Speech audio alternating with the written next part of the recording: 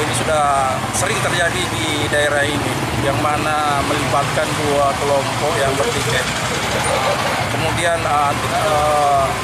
ke remaja tersebut akan digiring ke Polrestabes Makassar untuk ditindaklanjuti.